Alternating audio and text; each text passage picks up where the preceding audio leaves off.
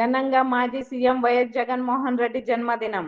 ఆంధ్రప్రదేశ్ రాష్ట్ర మాజీ ముఖ్యమంత్రి వైఎస్ జగన్మోహన్ రెడ్డి జన్మదినోత్సవ వేడుకలను ఎమ్మిగనూరు పట్టణంలో వైకాపా నాయకులు, కార్యకర్తల మధ్య అట్టహాసంగా జరుపుకున్నారు.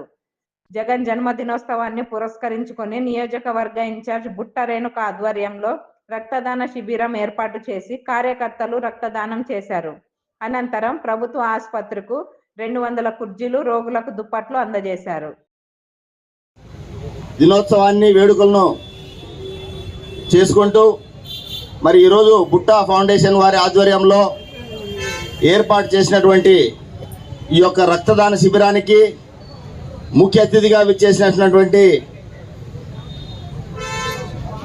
వేదిక మీద ఉన్నటువంటి మన ఎమ్మెనూరు నియోజకవర్గ ఇన్ఛార్జ్ భర్త అయినటువంటి నీలకంఠప్ప గారికి, అదేవిధంగా మన వైఎస్ఆర్ కాంగ్రెస్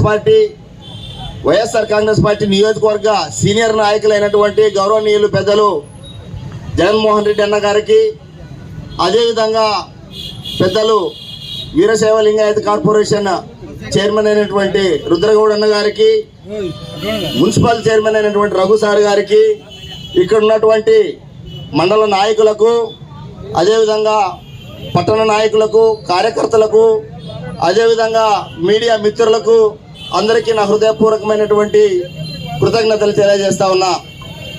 ఈరోజు చాలా శుభదినం. ఎందుకంటే కొన్ని దశాబ్దాలుగా మరి పరిపాలన అందించే విషయంలో పరిపాలన అంటే అర్థాన్ని తెలియజేసి చేసినటువంటి వ్యక్తి ఎవరు బాగానే ఉన్నారా అంటే దివంగత నేత వైఎస్ రాజశేఖర రెడ్డి గారు అని చెప్పి నేను తెలియజేస్తా ఉన్నా. మరి తదనంతరము మరి తన తండ్రి అడుగుజాడల్లో మరి ఎన్ని కష్టాలు వచ్చినా కూడా ముందుకు వెళ్తూ పేద ప్రజలకు సహాయం చేయాలనేటువంటి ఒక ముఖ్య ఉద్దేశంతో ఓ ట్రాన్స్పరెన్సీగా ప్రజలకు సర్వీస్ని అందించాలని చెప్పి మరి ఎన్ని ఇబ్బందులు కాంగ్రెస్ పార్టీ ఎన్ని ఇబ్బందులు పెట్టినా, మరి జైల్లో పెట్టినా ఆయన సొంతంగా పార్టీని స్థాపించి మరి యొక్క పార్టీని మన ఆంధ్రప్రదేశ్లో మరి ఉమ్మడి ఆంధ్రప్రదేశ్లో ఉన్నటువంటి కాంగ్రెస్ పార్టీ ఎంత ఇబ్బందులు పెట్టినా కూడా జగన్మోహన్ రెడ్డి గారు మరి పార్టీని ఏర్పాటు చేసి ముందుకు తీసుకుపోయినటువంటి ఘనత జగన్మోహన్ రెడ్డి గారికి దక్కుతుంది. ఎందుకంటే ఏదైనా కానీ బీజం నుంచి రావాల తండ్రి బీజాలు 24 గంటలు పేద ప్రజలకు సర్వీస్ చేయాలని చెప్పి ఆ తర్వాత జగన్మోహన్ రెడ్డి గారికి కూడా సేమ్ టు సేమ్ ఆ మాదిరిగా వచ్చాయి.